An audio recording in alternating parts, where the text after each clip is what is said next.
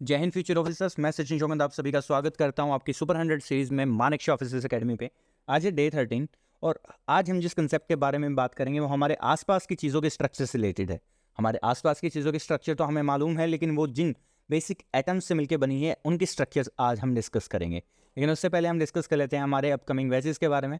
अगर आप NDA 2 या CGS 2 के लिए प्रिपेयर कर रहे हैं, आप ऑनलाइन या ऑफलाइन क्लासरूम क्लासेस दिल्ली के अंदर ढूंढ रहे हैं, तो आप हमारे कोर्सेज के अंदर एनरोल कर सकते हैं। हमारे टीचर्स को 15 से 20 साल तक का पढ़ाने का, सिर्फ डिफेंस से रिलेटेड एग्जाम्स का पढ़ाने का एक्सपीरियंस है। 700 प्लस सिलेक्शन अब तक मानेकशॉ ऑफिसर्स एकेडमी में ये टीचर्स दे चुके हैं। और आपके रिटर्न के साथ साथ आपकी SSB की प्रिपरेशन भी हमारे यहाँ पे करवाई जाती है। आपके रिटर्न का, उसके बाद आपके टेस्ट सीरीज, उसके बाद आपकी रिवीजन और आपके साथ साथ SSB की प्रिपरेशन की पूरी जिम्मेदारी लेती है मानेकशॉ ऑफिसर्स एकेडमी। अगर आप इसमें एनरोल करना चाहते हैं तो अपनी स्क्रीन पर दिए हुए नंबर्स पर आप कॉन्टैक्ट कर सकते हैं। अब बात कर लेते हैं आज के हमारे topic structure of the atom के बारे में। स्ट्रक्चर ऑफ द एटम के बारे में हमने पहले कुछ चीज़ें डिस्कस की थी लास्ट लेक्चर के अंदर। उन्हीं चीज़ों को आगे समझते हुए हम एग्जाम ओरिएंटेड बातों को यहाँ पे इस लेक्चर के अंदर करेंगे। हम जानते हैं कि एटम्स बेसिक यूनिट है मैटर की, जिससे मिल के हमारे एलिमेंट्स बनते हैं, और this is the defining structure of elements. हमारे एटम 3 बेसिक पार्टिकल से मिलकर बने होते हैं, जो कि है प्रोटॉन, इलेक्ट्रॉन और न्यूट्रॉन। इनके बारे में हमने थोड़ा लास्ट लेक्चर में डिस्कस किया था। थोड़ी सी और डिटेल के बारे में आज हम इनके बारे में जानने की कोशिश करते हैं। तो प्रोटॉन जो होते हैं पॉजिटिवली चार्ज पार्टिकल्स होते हैं, जिनकी खोज की थी E. गोल्डस्टाइन ने। इलेक्ट्रॉन आपके नेगेटिवली चार्ज पार्टिकल होते हैं, जिनकी खोज की थी आपका J. थॉमसन ने। एंड न्यूट्रॉन्स, इनकी खोज आपकी की थी जेम्स चैडविक ने। अब वहीं अगर हम बात कर लेते हैं न्यूक्लियस की, तो न्यूक्लियस के लिए एक एक्सपेरिमेंट किया गया था रदरफोर्ड साहब के द्वारा। तो अगर कहीं पर आपका क्वेश्चन आता है कि न्यूक्लियस की खोज किसने की थी, तो आप लिखेंगे वहाँ पे रदरफोर्ड को। रदरफोर्ड ने एक थिन गोल्ड फॉइल के साथ एक्सपेरिमेंट किया था। एक्सपेरिमेंट एग्जैक्टली क्या था आपके एग्जाम पर्सपेक्टिव से मायने नहीं रखता है, लेकिन आप ये चीज़ें याद रखेंगे कि न्यूक्लियस की खोज किसने की थी, रदरफोर्ड ने। और बाकी तीनों के नाम भी आपको याद होने चाहिए। अब तीनों के नाम हमें याद कर लिए, तीनों का चार्ज हमने याद कर लिया। एक बार फिर से रिवाइज कर लेते हैं हम हमारे एटॉमिक मास और एटॉमिक नंबर के बारे में। एटॉमिक नंबर हमने लास्ट लेक्चर में पढ़ा था क्या होता है। एटॉमिक नंबर हमारा होता है the number of protons present in a atom. और एटॉमिक मास क्या होता है, atomic mass is equal to the number of nucleons in its nucleus. Nucleons किन्हें कहा जाता है, न्यूक्लियॉन्स जब आप प्रोटॉन प्लस न्यूट्रॉन को एक साथ बोलते हैं तो उसके लिए जो टर्म दी गई है वो टर्म होती है न्यूक्लियॉन्स। तो the number of nucleons is equal to mass number of the atom. ये हमें समझ में आ गया। अब हमारा जो एग्जाम में क्वेश्चन आता है वो आता है आइसोटोप, आइसोबार और आइसोटॉन से रिलेटेड।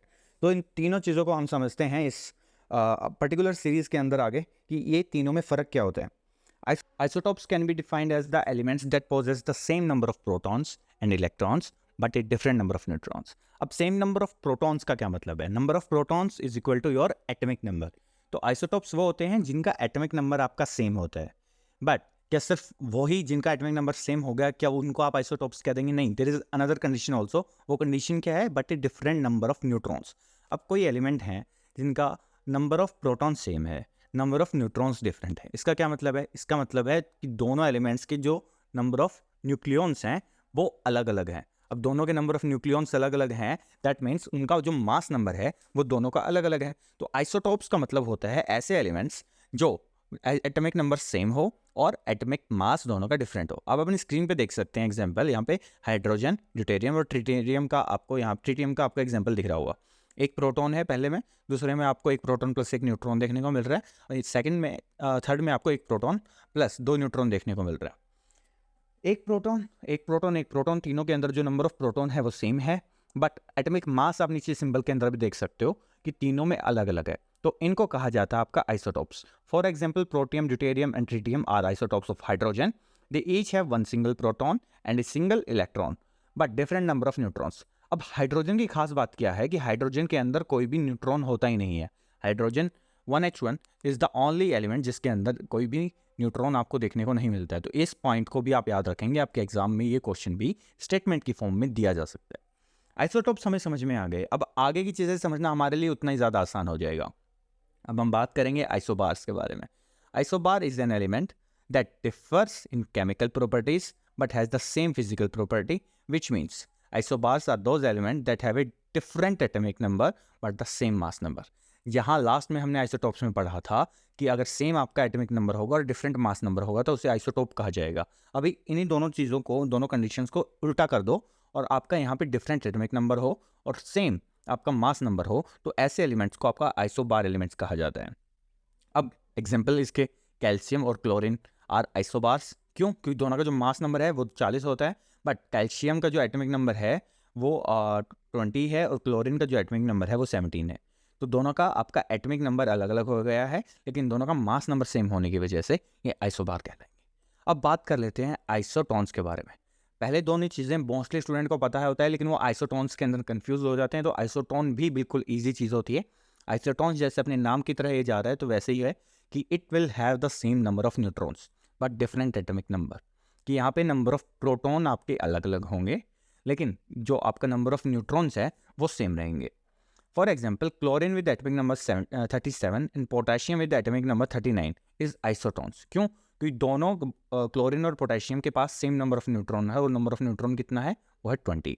कि दोनों के पास अगर न्यूट्रॉन सेम होंगे तो उनको कहेंगे आइसोटोन्स। आइसोटोप्स होंगे जिनमें आपका एटॉमिक नंबर सेम होगा, एटॉमिक मास डिफरेंट होगा। आइसोबार वो होंगे जहाँ पे एटॉमिक मास सेम होगा, एटॉमिक नंबर डिफरेंट होगा। और आइसोटोन्स होंगे जहाँ पे नंबर ऑफ न्यूट्रॉन्स आपका सेम होगा और एटॉमिक नंबर डिफरेंट होगा। तीनों चीज़ें आपको समझ में आ गई। अब इससे रिलेटेड आपको क्वेश्चंस प्रैक्टिस करने हैं, वो आप हमारे टेलीग्राम चैनल पे जाके करेंगे। साथ में इस लेक्चर की पीडीएफ आपको जैसे ही यहाँ पे लेक्चर अपलोड होते हैं वहाँ पे ये पीडीएफ अपलोड कर दी जाएगी, वहाँ जाके आप इस पीडीएफ को एक्सेस कर सकते हैं। और हमारे इस चैनल को, इस सीरीज़ को कंटिन्यू करने के लिए सब्सक्राइब कर लीजिए। अब बात कर लेते हैं हम इंग्लिश के बारे में कि इंग्लिश में आज हम जो रूल पढ़ने वाले हैं वो रूल किस चीज़ से रिलेटेड है। वो एक ऐसे कंसेप्ट से रिलेटेड है जिस कंसेप्ट पे हर बार आपको डायरेक्ट क्वेश्चन आपके एरर्स के अंदर देखने को मिलता है। That is related to the word many a. Many a का पहले आपको मतलब समझना पड़ेगा। हम बहुत बार कह देते हैं many students are absent in the class. अब यहाँ पे आपको मैनी स्टूडेंट्स नहीं बोलना हो और इसको एक अलग तरीके से लिखना हो तो आप लिखेंगे मैनी ए स्टूडेंट। तो मैनी ए के साथ आप स्टूडेंट यूज़ करते हैं, ना कि स्टूडेंट्स। पहली चीज़ तो यहाँ पे सिंगुलर आपका नाउन यूज़ किया जाता है, ना कि प्लूरल। मीनिंग दोनों का सेम होता है। बहुत लोग इसके मीनिंग में कंफ्यूज हो जाते हैं क्योंकि मैनी लगा हुआ है, साथ में ए लगा हुआ है और आगे स्टूडेंट लगा हुआ है, तो वो सोचते हैं कि ए भी लिखा हुआ है, स्टूडेंट भी लिखा हुआ है, तो यहाँ पे हर चीज़ सिंगुलर के बारे में बात हो रही होगी। लेकिन जो इसका मीनिंग होता है, जो इसका कॉन्टेक्स्ट होता है, वो यही होता है कि मैनी स्टूडेंट्स। अब इसके बाद यहाँ पे रूल हमारा ये कहता है कि इसके साथ हमेशा आपको सिंगुलर वर्ब को फॉलो करना है। अब हम समझ लेते हैं with example. Many student were drawn in the river. यहाँ पे आपको प्लूरल वर्ब दी हुई है जो कि वर्ब दी हुई है, जो कि गलत है। यहाँ पे आपकी जो वर्ब होनी चाहिए वो होनी चाहिए many a student was drawn in the river. अब इसमें कोई एरर नहीं है। सेंटेंस इंप्रूवमेंट के अंदर ये आपका सीपीएफ के अंदर भी देखने को मिलता है। सेम यहाँ पे क्वेश्चन आपको देखने को मिलता है। अब इसके अंदर जो नीचे वाला सेंटेंस है वो कम्प्लीटली करेक्ट है। बहुत सारे स्टूडेंट क्या करते हैं, इसको मैनी स्टूडेंट्स कर देते हैं या मैनी के बाद ए हटा देते हैं या कुछ और कर देते हैं। तो वो करने की आपको ज़रूरत नहीं है। The correct sentence is many student. इसका मतलब है बहुत सारे स्टूडेंट्स थे जो नदी के अंदर डूब गए। Many students was drawn in the river और many student was drawn in the river. तो दोनों का मीनिंग सेम है। आई होप आपको लेक्चर पसंद आया होगा। इस लेक्चर की पीडीएफ आप हमारे टेलीग्राम से डाउनलोड कर लेंगे। टेलीग्राम चैनल को ज़रूर ज्वाइन कर लीजिए क्योंकि आपकी एसएसबी के रिगार्डिंग कुछ सरप्राइज वहाँ पे आपको देखने को मिलेंगे। और हमारे इस यूट्यूब चैनल को सब्सक्राइब करके जाइएगा। Thank you so much. जय हिंद, जय Bharat. Please subscribe our Manekshaw Officers Academy YouTube channel, and for further MCQs, practice questions, mock tests, PDF and study material, join us on Telegram and Instagram. Link given in the description.